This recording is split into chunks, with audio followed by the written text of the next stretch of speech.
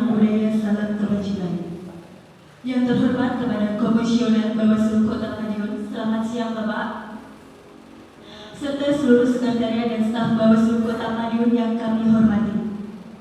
Sebelumnya saya ucapkan terima kasih kepada seluruh hadirin yang bersedia menyaksikan debat antara mahasiswa praktek kerja lapangan UIN Malang yang berada di Bawaslu Kota Madiun, yang mana pada debat kali ini akan menyongsong tema menggunakan fasilitas pemerintah, tempat beribadah, dan pendidikan untuk berkampanye.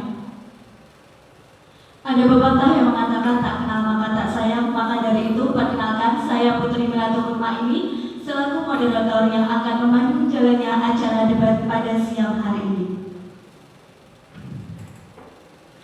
Para audiens, pada perdebatan siang kali ini akan mempertemukan tim Mukhtar Kusuma Atmaja yang berada di sebelah kanan saya yang akan melawan tim Sacipto Raharjo yang berada di sebelah kiri saya.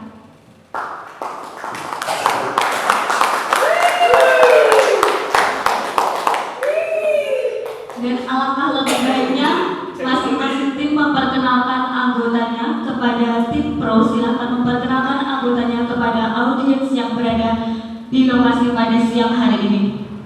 Waktu dan tempat disilakan. Assalamualaikum warahmatullahi wabarakatuh. Selamat siang para hadirin yang kami hormati serta kolega berpikir kami yang berbahagia serta kami cintai. Perkenalkan, kami dari tim Mukhtar Kusuma Atmaja di sini selaku tim pro yang akan menjelaskan argumentasi serta materi untuk mendukung mosi debat pada siang kali ini. Namun, sebelum kita masuk ke perdebatan, izinkan saya untuk memperkenalkan masing-masing dari anggota tim saya. Saya sendiri Himalaya Azhara selaku pembicara pertama, rekan saya Ahmad Syahrul Ilin selaku pembicara kedua, Fairuz selaku pembicara ketiga, dan yang terakhir Gale selaku pembicara konklusi. Terima kasih. Baik, terima kasih disampaikan. Selanjutnya yaitu kepada tim kontra dimohon untuk memperkenalkan anggotanya kepada audiens pada siang hari ini. Waktu dan tempat disilakan. Terima kasih moderator. Assalamualaikum warahmatullahi wabarakatuh. Salam Om Swastiastu, Namo Buddhaya dan salam kebajikan. Perkenalkan, kami dari tim debat kontra Sacipto Raharjo. Di sini saya bernama Rahmanul Islami sebagai pembicara pertama dan rekan saya Muhammad Alif Al-Fatih sebagai pembicara dan rekan saya Ardia Fatkul Amin sebagai pembicara ketiga dan yang terakhir Saiful Anwar sebagai pembicara konklusi. Sekian, terima kasih. Wassalamualaikum warahmatullahi wabarakatuh. Salam Om Santi Santi Om. Namo Buddhaya dan salam kebajikan.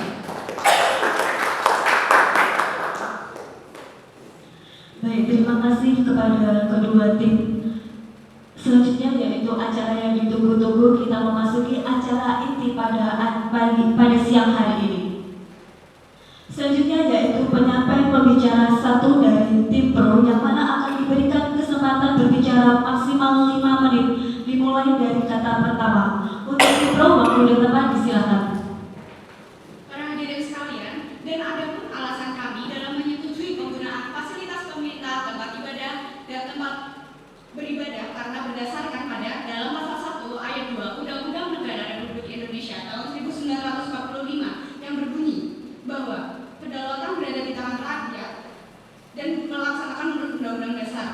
Kedaulatan rakyat identik dengan adanya demokrasi, sedangkan demokrasi sendiri adalah suatu sistem pemerintahan dalam negara di mana semua warga negara memiliki hak, kewajiban, kedudukan, dan kekuasaan yang baik dalam menjalankan kehidupannya maupun melaksanakan mengawasi jalannya suatu negara atau mengawasi jalannya suatu kekuasaan negara.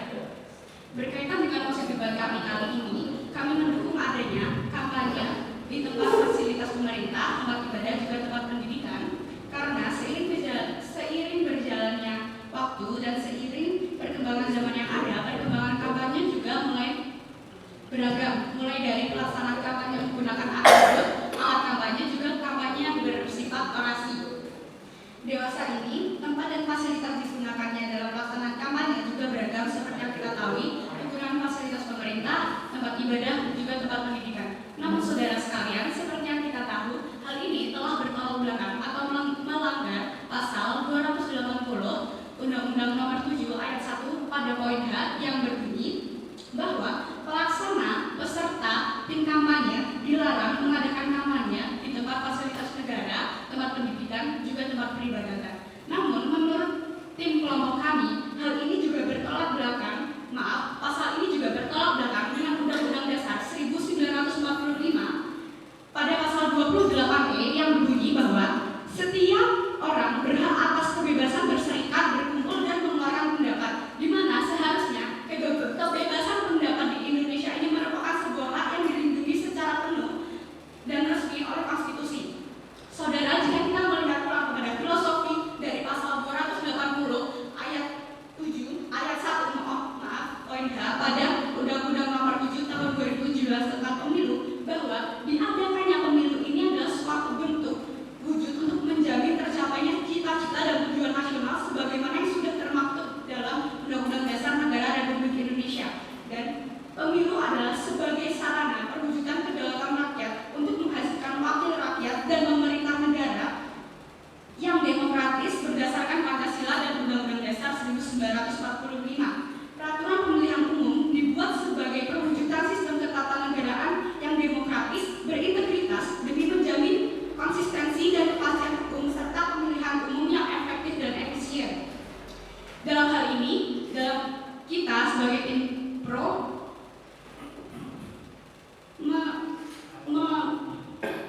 perihal pelaksanaan di kampus, kelompok kami adalah gagasan yang baik yang harus dipertimbangkan ulang mengingat beberapa hal, yakni mendorong keterlibatan mahasiswa dalam demokrasi seperti yang tercantum pada PKPU nomor 23 ayat 2 dan 3 yang berbunyi kampanye sebagaimana dimaksud merupakan wujud dari pendidikan politik masyarakat yang dilaksanakan secara bertanggung jawab, dan pendidikan politik sebagaimana yang dimaksud pada ayat 3 dimaksud untuk meningkatkan partisipasi pemilihan dalam pemilu.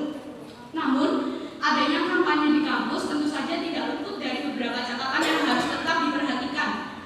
Yang pertama, peserta pemilu hadir tanpa atribut kampanye pemilu. Yang kedua, peserta pemilu diperlakukan dan diberi kesempatan yang sama. Dan yang ketiga, kampanye digelar secara jujur, terbuka, dialogis seperti yang tercantum pada PKPU nomor 23 tahun 2018 ayat 1. Terima kasih. Baik, terima kasih sebelumnya kepada tim pro pemaparan materi yang sangat luar biasa. Selanjutnya yaitu penyampaian pembicara satu dari tim kontra yang mana akan diberikan waktu sebanyak 5 menit. Dimulai dari kata pertama. Kepada tim kontra, waktu dan tempat disilakan. Terima kasih, saudara. Ketika fakta memihak pada Anda, maka berdebatlah dengan fakta. Ketika hukum memihak pada Anda, maka bertahanlah dengan hukum. Ketika keduanya tidak memihak pada Anda, maka berteriaklah. Algor. Assalamualaikum warahmatullahi wabarakatuh. Salam Om Swastiastu, Namo Buddhaya, dan salam kebajikan bagi kita semua. Saya pembicara pertama akan meluruskan konteks dari perdebatan kali ini. Tim kontra untuk menolak mosi pada perdebatan kali ini adalah fasilitas pemerintah, tempat ibadah, dan tempat pendidikan sebagai kampanye. Moderator yang terhormat, kami tim kontra menginginkan adanya suatu argumentasi yang mana mendukung mengenai aturan yang diperbolehkannya berkampanye di dalam fasilitas pemerintah, tempat ibadah, dan instansi pendidikan dalam perdebatan kali ini. Oleh karena itu, kami akan membawakan sedikit catatan kritis terhadap argumentasi yang tadi rekan pro sampaikan mengenai pasal 28E tentang setiap orang berhak atas berserikat, berkumpul, mengeluarkan pendapat. Tapi kami selaku tim kontra tidak menyepakati atas dasar itu. Kenapa? Karena dijadikan landasan mekanisme dari perdebatan ini karena sebagai moderator yang terhormat, ketahuilah sesuai dengan Undang-Undang Dasar 1945 pasal 27 ayat 1, yaitu segala warga negara bersamaan kedudukannya di dalam hukum, dan pemerintah wajib menjunjung tinggi hukum dan pemerintah itu dengan tidak ada kecualinya. Sebagaimana yang dijelaskan oleh Francis Bacon, kebijaksanaan seorang pembuat hukum tidak hanya terdiri dari landasan keadilan tetapi juga penerapan, mempertimbangkan dengan cara hukum kepastiannya. Oleh karena itu, saya di sini akan memberikan untuk menolak mosi pada siang hari ini bahwa penggunaan fasilitas pemerintah, tempat ibadah, dan juga tempat pendidikan untuk berkampanye adalah tindakan yang tidak etis. Mereka berpendapat bahwa fasilitas-fasilitas ini memiliki peran dan fungsi yang telah tujuan utama. Dari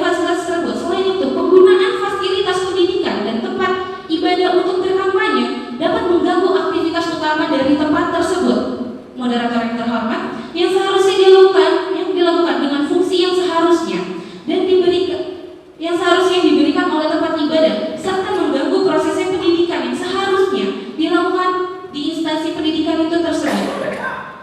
Dalam rangka menjaga integritas fasilitas-fasilitas pemerintah, tempat ibadah, dan juga tempat pendidikan, serta untuk memastikan bahwa tujuan dari fasilitas-fasilitas itu tercapai dengan baik, pandangan kontra di sini menekankan pentingnya memisahkan kampanye politik dari lingkungan ini. Mereka mendorong agar fasilitas-fasilitas ini tersebut tetap menjadi karena fasilitas pemerintah, tempat ibadah dan pendidikan, tempat pendidikan memiliki tujuan khusus yang seharusnya tidak terkait dengan kampanye politik. Menggunakan fasilitas tersebut untuk tujuan politik dapat mengalihkan perhatian dari tujuan aslinya. Tempat pendidikan seperti perguruan tinggi, memang saya tidak bisa mengatakan tidak bahwasanya itulah tempat awal dari pendidikan politik bagi kaula-kaula muda. Tapi saya dengan tegas menolak mosi pada siang hari ini karena di dalam tempat pendidikan harus pure menjelaskan atau mendidik mengenai pendidikan, baik itu pendidikan politik ataupun pendidikan yang lainnya. Tetapi tidak untuk kampanye karena ini merupakan kepentingan sebuah golongan tertentu. Di dalam pendidikan harus bersifat netralitas. Selanjutnya saya akan melanjutkan argumentasi saya, yakni aspek secara yuridis, aspek secara sosiologis empiris yang terjadi di lapangan, yakni dari aspek kurang 1 menit, saudara. Dari aspek yakni mengganggu kegiatan sehari-hari. Kampanye politik yang menggunakan fasilitas pemerintah, tempat ibadah atau pendidikan dapat mengganggu kegiatan sehari-hari tempat tersebut, seperti dapat kita contohkan seperti tempat ibadah dan rumah sakit. Selanjutnya saya akan memaparkan argumentasi terakhir dari aspek ini, yaitu penggunaan kegiatan sehari-hari, penggunaan kegiatan tempat ibadah di dalam kegiatan berkampanye. Ini secara etis kami merasa ini tidak dibenarkan. Mengapa? Karena tempat ibadah merupakan tempat yang sakral, tempat orang beribadah, tempat agama tertentu yang mempercayai sebuah kepercayaan itu beribadah kepada Tuhannya. Maka tidak etis apabila secara adab dan etika ini dilakukan kampanye. Mengapa? Karena apabila suatu partai berkampanye. Baik, terima kasih. Mohon maaf waktunya sudah selesai. Baik, terima kasih. Baik, terima kasih kepada Bapak Tim dan mohon sekali lagi saya ucapkan mohon untuk memperhatikan waktu saat berbicara dan intonasinya agar bisa dipahami oleh audiens. Dan selanjutnya yaitu pemaparan materi dari pembicara ketiga, yang mana akan diberikan waktu maksimal 7 menit dan untuk tim kontra berhak memberikan instruksi sebanyak 3 kali maksimal 20 detik selama instruksi. Baik, kepada tim pro waktu dan tempat disilakan. Bismillahirrahmanirrahim. Assalamualaikum warahmatullahi wabarakatuh. Salam swastiastu, namo buddhaya, salam kebajikan bagi kita semua. Perkenalkan, saya Ferdiansyah Putra Wahyu. Dalam hal ini sebagai pembicara 3. Dalam hal ini ingin mengelaborasi serta memperkokoh bangunan argumentasi yang telah disampaikan oleh pembicara pertama, pembicara kedua dari tim kami. Namun jauh dalam itu, izinkan saya untuk membidas terlebih dahulu pembicara pertama, kedua dari tim kontra, yang dimana yang pertama dari tim pembicara pertama menyatakan bahwasanya pasal 28E Undang-Undang Dasar 1945 tidak ada korelasinya dengan pasal nomor 7 tahun 2017 karena pada prinsipnya Dewan Juri yang kami hormati, pada prinsipnya lex superior derogas lex superiori delegas lex inferiori, hukum yang lebih tinggi menyampaikan undang-undang yang lebih tinggi menyampaikan undang-undang yang lebih rendah. Maka dari itu Dewan Juri yang kami hormati, ketika pembuatan Undang-Undang Nomor 7 Tahun 2017 itu ada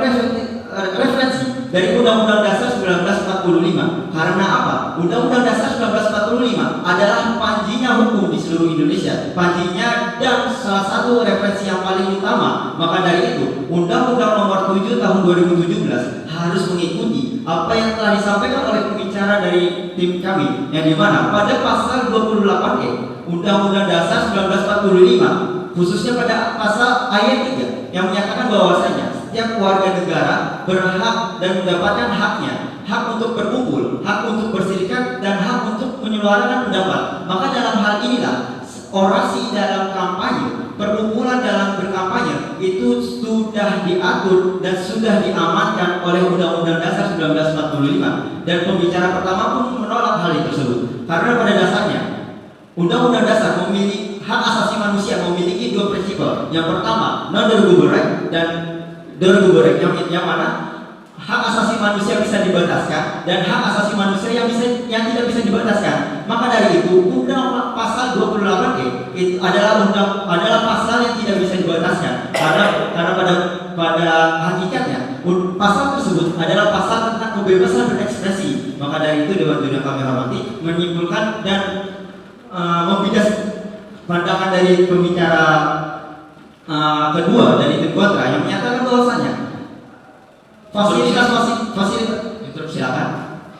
Baik, menindaklanjuti argumentasi dari saudara Fairuz yang mengatakan bahwasanya tadi ada gium hukum yaitu lex superior derogat bagi inferior. Dan saudara Fairuz mengatakan bahwa ini di dalam pembuatan undang-undang. Akan tetapi mosi kita pada siang hari ini yaitu di dalam konteks pelaksanaannya. Maka saya rasa ada gium yang paling cocok di dalam konteks pelaksanaan yaitu lex specialis derogat legi generali yang mana. Terima kasih saudaraku, saya sudah paham. Dewan Juri yang kami hormati serta para audiens yang kami banggakan. Pernyataan dari tim kontra seharusnya tim kontra mendengarkan dari awal. Telah disebutkan dari pembicara kedua kami, Undang-Undang Nomor 8 Tahun 2008 tentang pemilihan umum menyatakan bahwasanya anggaran APBN itu adalah anggaran dari pemerintah untuk parpol untuk menyelenggarakan kampanye dan lain-lain. Maka dari itu, ketika lex generalis derogat lex spesialis derogat generasi itu dapat dibantahkan karena pada dasarnya kita berdasar pada undang-undang pemilu juga, yang dimana fasilitas tersebut telah digunakan oleh pemerintah dan disalurkan dari pemerintah kepada partai politiknya. Melanjutkan bangunan argumentasi, Dewan Juri yang kami hormati mengutip pembicaraan dari Profesor Sachito Raharjo, hukum itu mengikuti perkembangan zaman manusia, bukan perkembangan zaman manusia yang mengikuti hukum. Maka dari itu kita bisa melihat studi empiris yang ada di Indonesia, banyak sekali wilayah-wilayah atau daerah-daerah yang tertinggal, daerah-daerah yang tidak memiliki fasilitas. Maka ketika peraturan tersebut melarang adanya tidak boleh menggunakan fasilitas pemerintah, fasilitas tempat ibadah maupun fasilitas pendidikan, itu akan menyusahkan dan akan mengganggu stabilitas berkampanye yang ada di daerah-daerah terpelosok. Maka dari itu gagasan kami sedari tadi telah jelas dan kuat bahwasanya kita memperbolehkan adanya menggunakan fasilitas-fasilitas tersebut dengan pengecualian tanpa hanya atribut yang dibawa ketika berkampanye. Yang kedua, diperbolehkan dan diberikan izin oleh penanggung jawab di tempat tersebut. Maka ini sudah jelas kita memiliki gagasan yang kuat, solusi yang solutif untuk menyelesaikan perdebatan pada siang hari ini. Melanjutkan bangunan argumentasi kami, ketika dampak positif yang diberikan dari tempat pendidikan, yang dimana tempat pendidikan adalah suatu bentuk dari tempatnya kritis, orang-orang yang kritis. Bagaimana tidak ketika berkampanye, kita melakukan kampanye yang ada di kampus itu akan meningkatkan produktivitas dalam berkampanye. Tidak hanya orasi, menggelorakan visi misi, akan tetapi dapat dikritisi melalui dialog-dialog kritis yang dilakukan oleh mahasiswa. Maka dari itu produk yang akan disampaikan, produk yang akan diciptakan oleh pasangan calon akan membuahkan hasil yang sangat baik ketika berkampanye di tempat pendidikan. Itu adalah satu hal yang sangat penting yang harus dilakukan pada saat berkampanye. Namun perlu kita garis bawahi, pengecualian yang ada itu perlu dan harus dilaksanakan. Seperti yang telah disampaikan oleh pembicara pertama dan kedua, tidak boleh membawa atribut, tidak boleh merugikan atau menguntungkan dirinya sendiri. Maka dari itu, kampanye yang dilakukan di pendidikan adalah untuk membangun bangsa ini, membangun anak bangsa menjadi bangsa-bangsa yang berpikiran kritis, bangsa-bangsa yang dapat secara langsung bertatap muka secara langsung oleh politisi yang ada pada saat berkampanye. Mungkin cukup sekian dan terima kasih. Mohon applause-nya buat saudara-saudara semua. Baik, terima kasih kepada tim pro, pemaparan materinya sangat luar biasa. Selanjutnya yaitu kepada tim kontra, sama halnya dengan tim pro, kami berikan kesempatan untuk berbicara maksimal 7 menit, dan kepada tim pro diberikan kesempatan 3 kali interupsi maksimal 20 detik. Kepada tim kontra, waktu dan tempat disilahkan.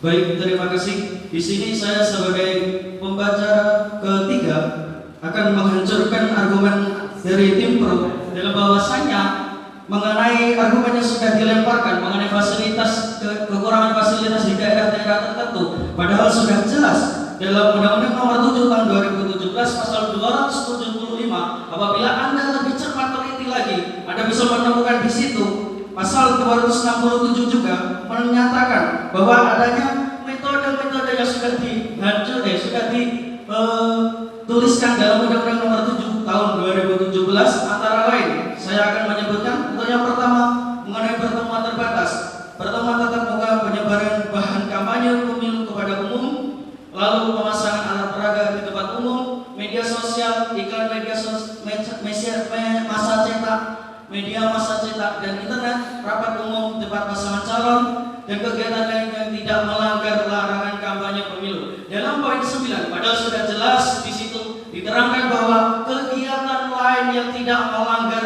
dalam larangan kampanye pemilu. Bahwa tim pro menyatakan bahwa kekurangan fasilitas di daerah-daerah tertentu seharusnya sudah teratasi apabila.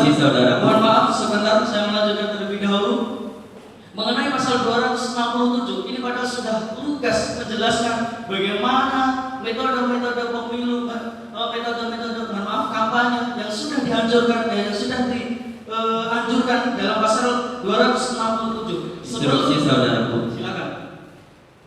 Para audiens yang berbahagia, pernyataan dari saudaraku sebelah kiri tidak berkorelasi dan tidak ada integritas sangat kuat, karena peraga alat kampanye belum menjadi hal yang kuat untuk berkampanye. Bagaimana tidak ketika seorang pemimpin Indonesia tidak bertemu secara langsung oleh dari kedua belah tim sama-sama menggunakan argumentasi dan landasan yang sangat kuat. Selanjutnya yaitu penyampaian conclusion dari masing-masing tim, di mana kalian diberikan waktu maksimal 3 menit. Dimulai dari kata pertama. Untuk tim pro, waktu dan tempat disilakan. Baik, terima kasih. Perlu kita tekankan ulang pada materi yang sudah rekan-rekan pembicara 1, 2, dan 3 jelaskan tadi bahwa kelompok kami selaku tim pro menyetujui hal pembangunan fasilitas pemerintah, tempat ibadah serta tempat pendidikan sebagai tempat kampanye. Seharusnya berkampanye di tempat pendidikan, apalagi kampus, akan membuat kampanye menjadi lebih seru dan produktif. Tidak hanya kampanye biasa yang hanya menggelorakan visi-visinya saja tanpa tahu asal-usulnya. Akan tetapi, kalau kita membolehkan kampanye di tempat pendidikan, itu akan membuat produktivitas semakin tinggi, karena sebuah pasangan calon akan banyak ditanyakan dan visinya habis-habisan oleh mahasiswa. Hal inilah yang akan menjadi dinamika berkampanye baru yang lebih menarik ke depannya. Bahwa pemilihan umum perlu diselenggarakan secara lebih berkualitas dengan partisipasi rakyat yang seluas-luasnya dan dilaksanakan berdasarkan asas langsung, umum, bebas, rahasia, jujur, dan adil. Bahwa pemilihan umum untuk memilih anggota lembaga perwakilan harus mampu menjamin prinsip keterwakilan, akuntabilitas, dan legitimasi. Kampanye pemilu adalah kegiatan peserta pemilu dan atau calon anggota DPR, DPRD, provinsi, dan DPRD kabupaten atau kota untuk meyakinkan para pemilih dengan menawarkan program-programnya.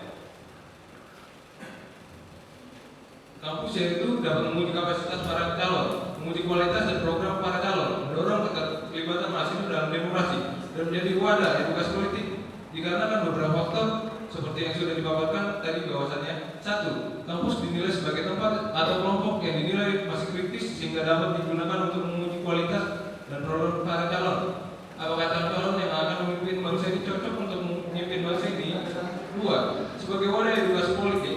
3. Dan mendorong keterlibatan mahasiswa dalam demokrasi seperti yang tertentu pada PKPU nomor 23 tahun 2018 ayat 2 dan 3. Bahwa kampanye sebagaimana dimaksud merupakan wujud dari pendidikan politik masyarakat yang dilaksanakan secara bertanggung jawab dan pendidikan politik sebagaimana dimaksud pada ayat 2.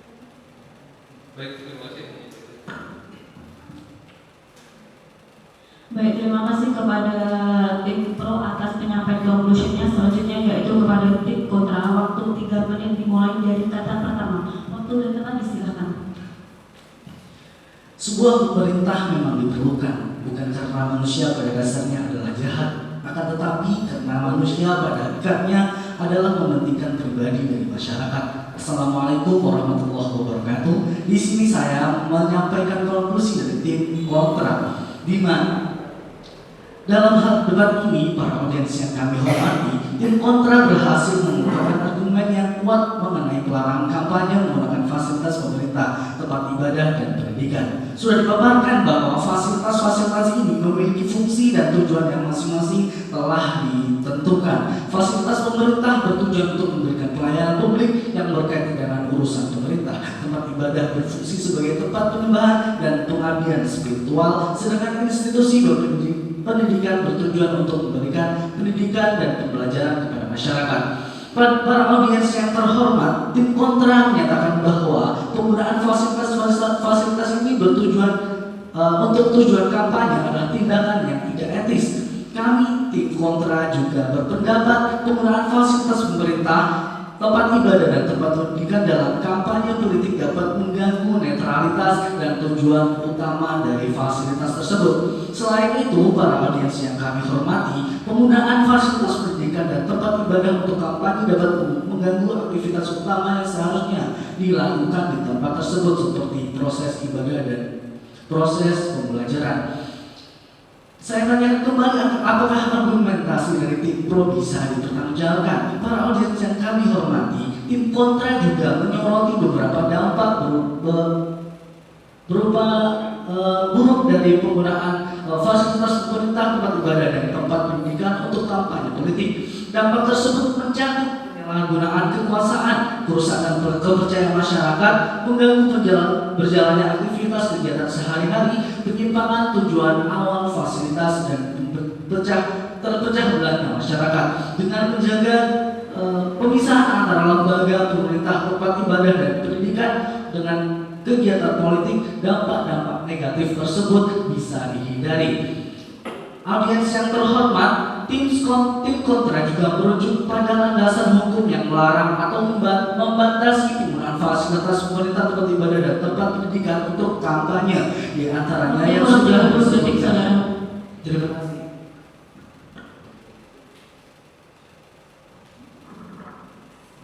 Baik, terima kasih kepada tim kontra atas pemaparan conclusion atau kesimpulan. Tadi adalah kesimpulan dari masing-masing pihak tim pro dan tim kontra. Selanjutnya yaitu kita berada di ujung acara pada siang hari ini.